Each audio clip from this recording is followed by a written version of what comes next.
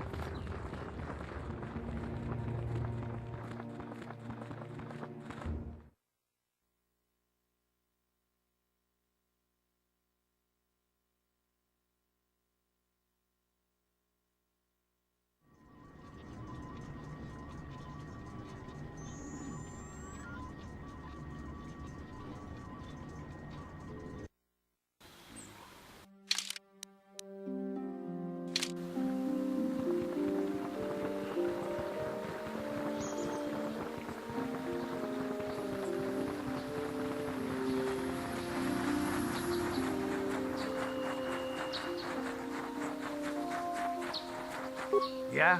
What?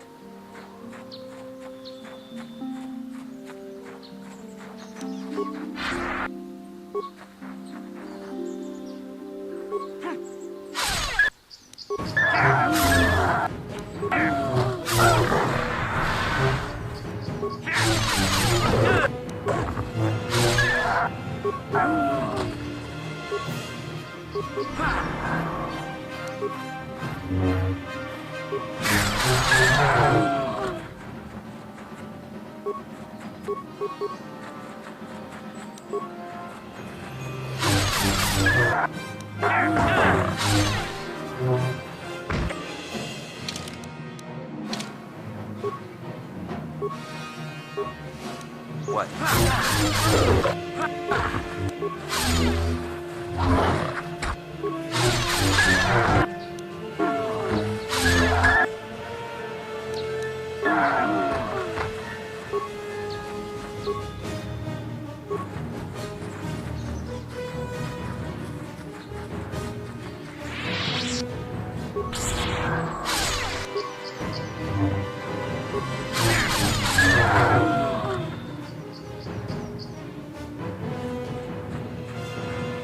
Yes?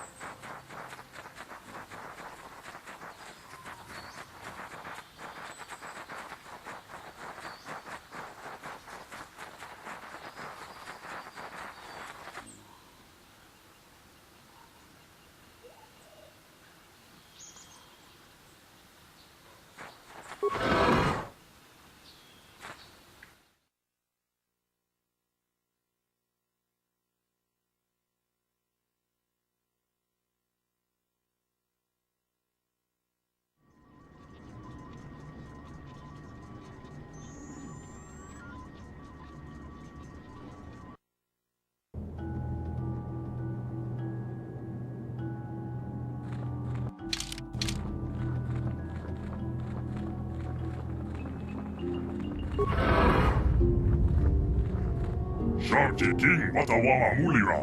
Yula litba ak inkokun. Dahu babo.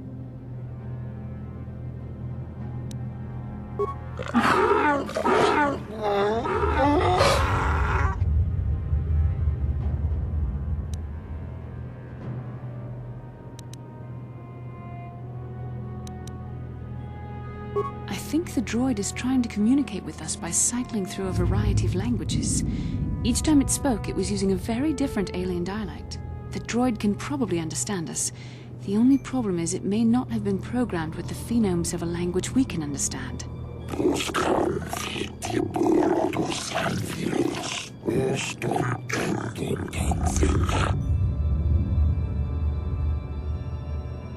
I recognize this language as well. It's an archaic variant of the Selkath dialect spoken on Manaan.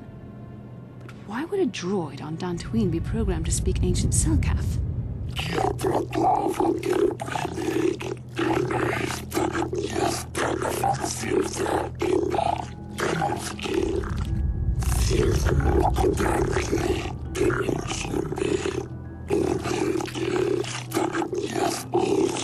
It must be referring to Revan. The Dark Lord and Malak likely encountered this droid when they explored these ruins.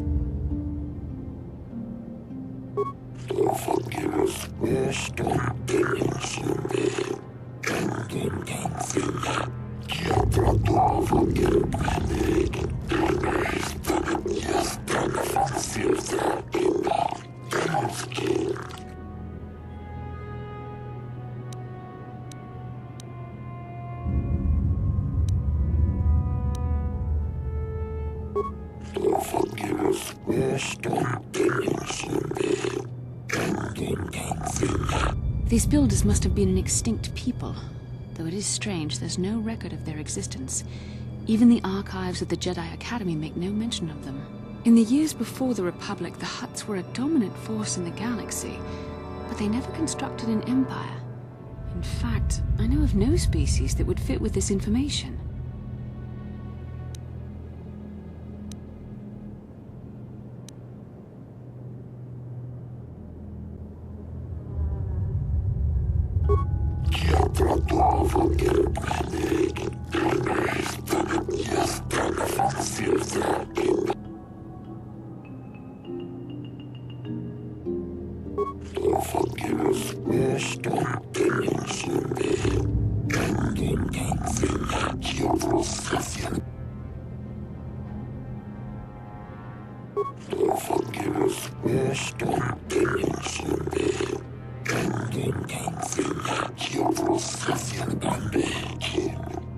Revolutions would take more than 20,000 years.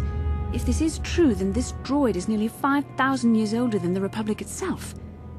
There must be some mistake.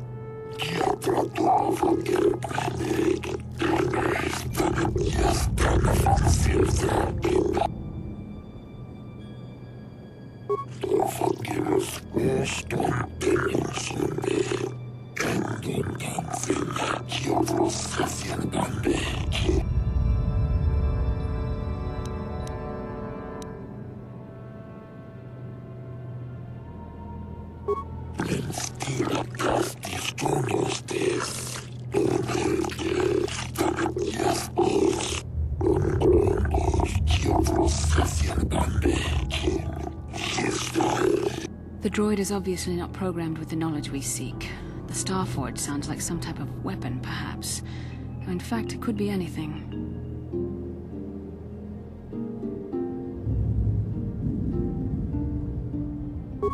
Maybe. That might explain how the Sith were able to amass a fleet so quickly.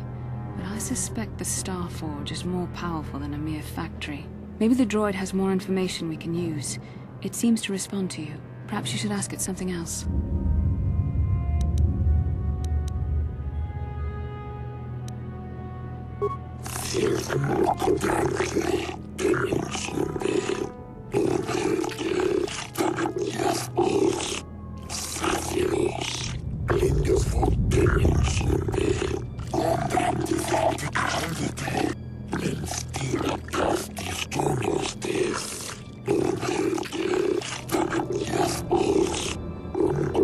The droid must be talking about poor Nemo. The Council sent him here to investigate, and it cost him his life.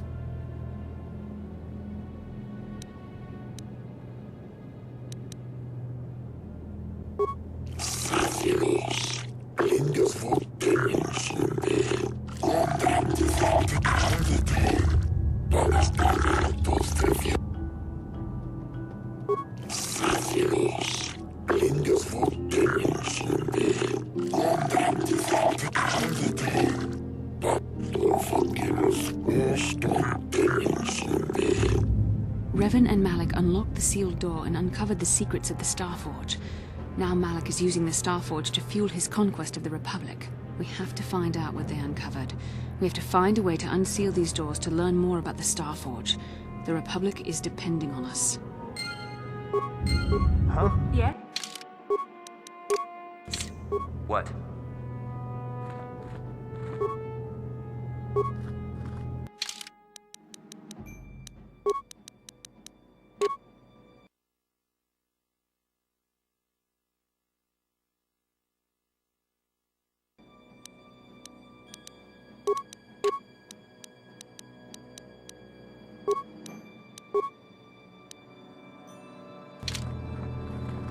What?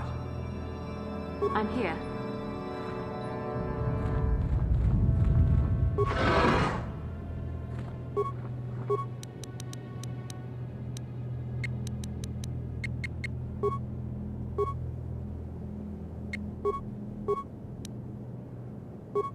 What? I'm here. What I live for.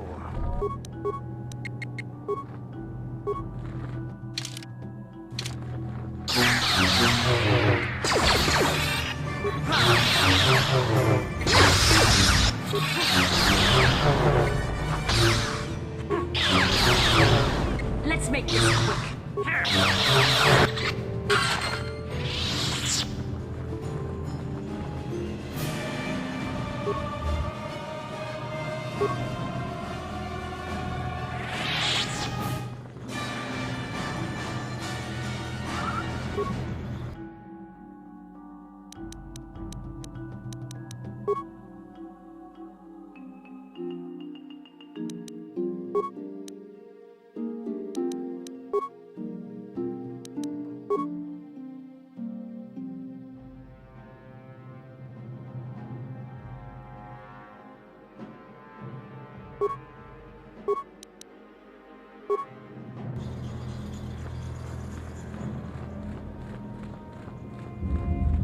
Yeah? Yes?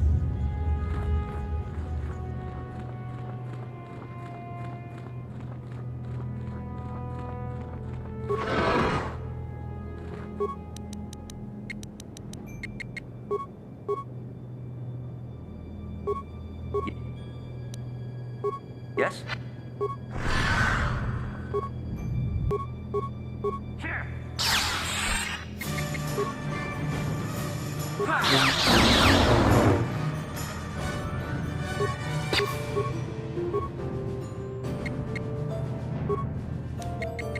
Sure. What can I do? That'll show you. That'll show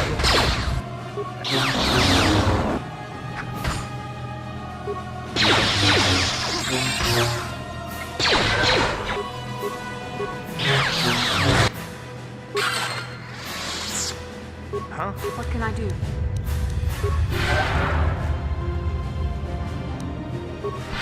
What?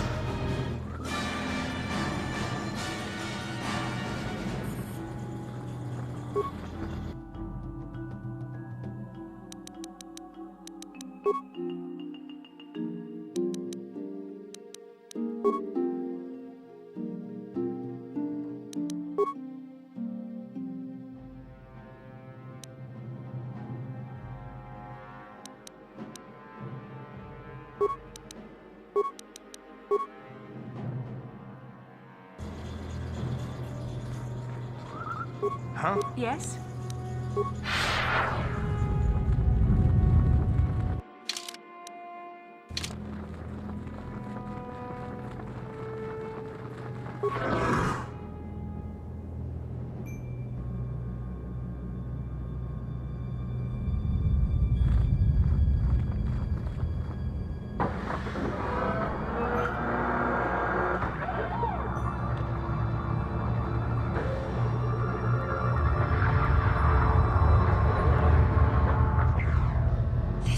This must be what Revan and Malak found when they entered this temple. This must be where their journey down the dark side began.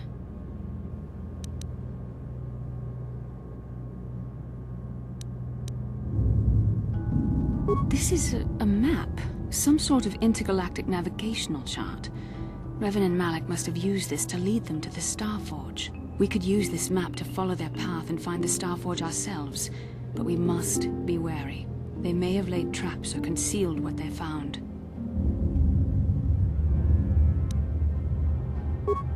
I don't know, but Revan and Malak were very interested in finding it.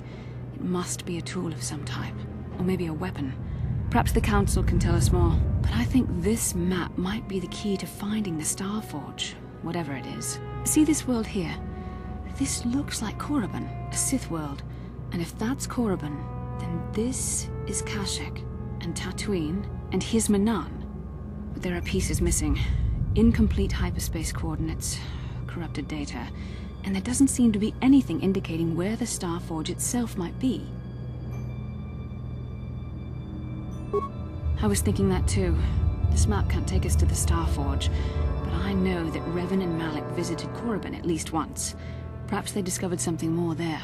They may have found something on each of the other worlds that completed this map. Maybe if we find all the pieces, they'll lead us to the Starforge, and some way to destroy it. We must inform the Council of what we've discovered. They must decide our next course of action, though I suspect our task has only just begun. Huh?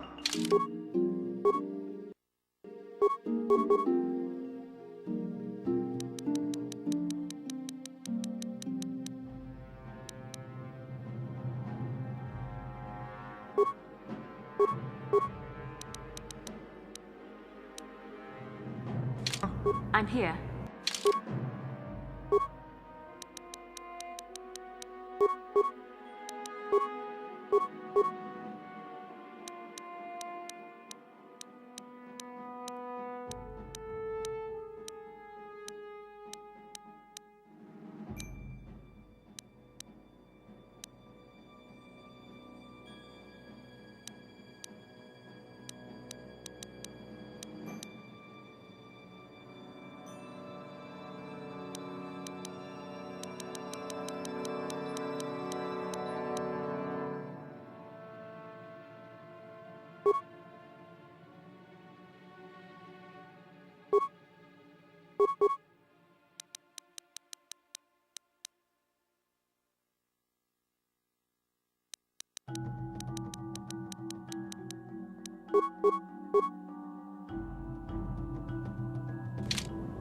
What?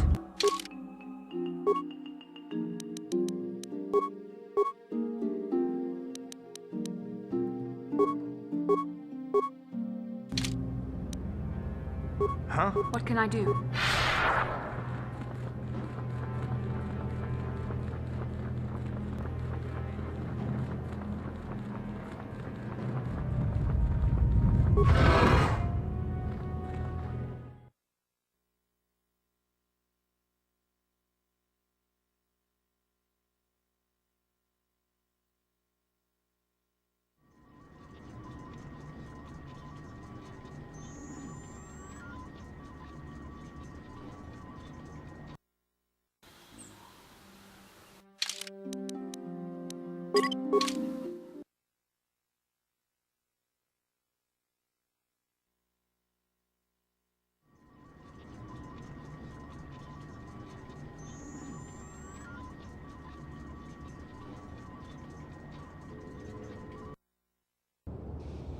Huh? What? How can I help? No, not bothering me. Not exactly. I've been thinking about what the Jedi Council said about the two of us. There is a bond between us, I do not dispute that. I can feel it, as I'm sure you can. The nature of that bond and its effect on our mission remain in question.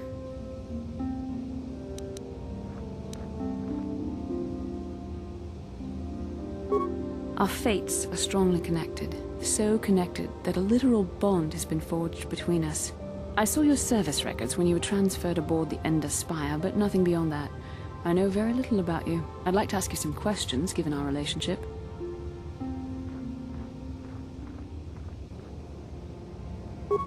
I was referring to the bond we share, the one the Jedi Council spoke of. If I was actually interested in you, rest assured I could come up with a much better approach than this.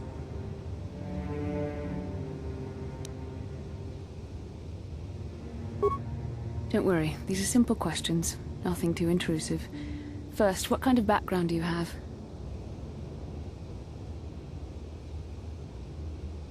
Good. On which planet were you born? Excellent. Your current age is? Yes. Well, the truth is, I was studying how you responded to my questions. Your reactions helped me judge you. This was a test for me to learn more about your character. You were honest, which is good. And you treated this as a serious matter, which it is. This bond we share will shape both our destinies. It is not to be taken lightly. But I imagine you've had enough questions for a while. So many things have happened to you since Taurus. It's probably a lot for you to absorb. We can speak again later, after you've had time to think about all this. How can I help? I do? How did you know?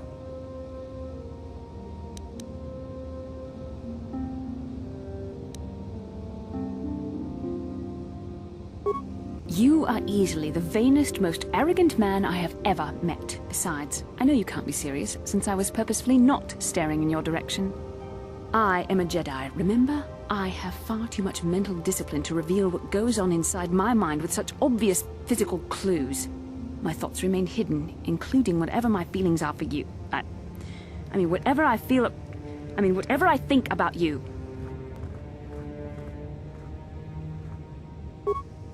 That is you. Why must you be so impossibly infuriating? You know very well what I am really talking about. I am referring to the bond between us, the one the Jedi Council spoke of.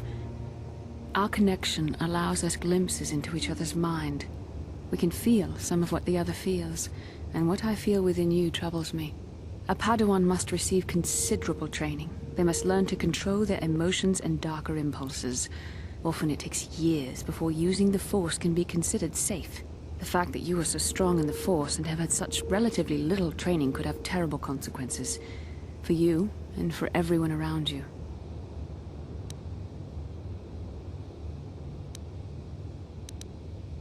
I don't think there's much you can do. If things were different, I would recommend several years of training under one of the Jedi Masters. But I fear that won't be possible. Thankfully, you've exhibited a degree of compassion and self-control up to this point. I sincerely hope you can maintain these traits in the future. We must all resist the influence of the dark side. It's everything we are fighting against. This is doubly important for you, with your natural affinity for the Force. That's good to hear. Without the proper training, however, I'm afraid you will find the path difficult even with the best of intentions. There's great danger ahead for both of us. Our destinies are intertwined. Everything one of us does will have consequences for the other. Any reckless behavior on your part is likely to affect me as well.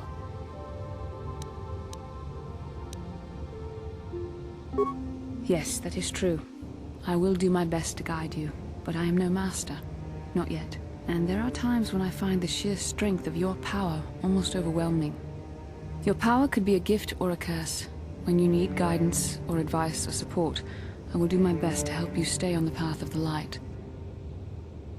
I only hope I have the wisdom to help you through the dark times. But for now, we should return to our mission. How can I help? Then I suggest we move on. Yeah, what do you want? You want another war story, huh? You want to hear about some other world getting wasted, eh? I knew you were the type. Your stagnant republic has never seen some of the strange creatures and races we fought on the Outer Rim in those years. And you never will now. If a world isn't strong enough to defend itself, it's basically forfeit. But this story is about something a little different. We were going through the asteroid fields of the Crispin system at the very edge of the galaxy, playing with the pirates and smugglers we found there. The main belt in the Crispin system consists of mainly small rocks covered in frozen methane gas shells, and the pirates were using them for cover. Ha! I remember using a thermal generator to cause the outer layer of one of the asteroids to vaporize in a picosecond. It blew out and shredded the 3 smugglers using it for cover. But that was a mistake. The asteroid I had targeted was smaller than most, maybe a dozen meters on a side. On the outside, it looked the same as any other, just a ball covered in frozen gas. But but something must have been inside it. Something inactive in the cold. The heat of my blast might have triggered something or woken something up. After I'd hit it, spots of light and heat appeared all over the thin shell, still covering it, evaporating the gases. What lay underneath looked like some sort of rocky growth. A deformed rock, pitted by scores of micrometeorite scars. I think something even older might have been inside that. Maybe, but maybe not. It started rotating faster and faster as we watched it. After a second, it started spraying fire, thermal projectiles that melted our armor like wax. We were caught completely by surprise. Before we could counterattack, it fled at an incredible speed. We couldn't catch it, but we could follow its hyperspace wake.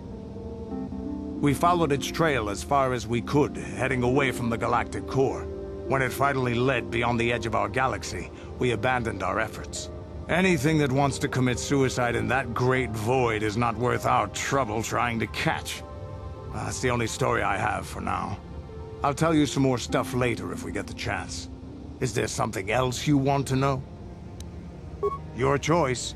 I'm here if you want something done right.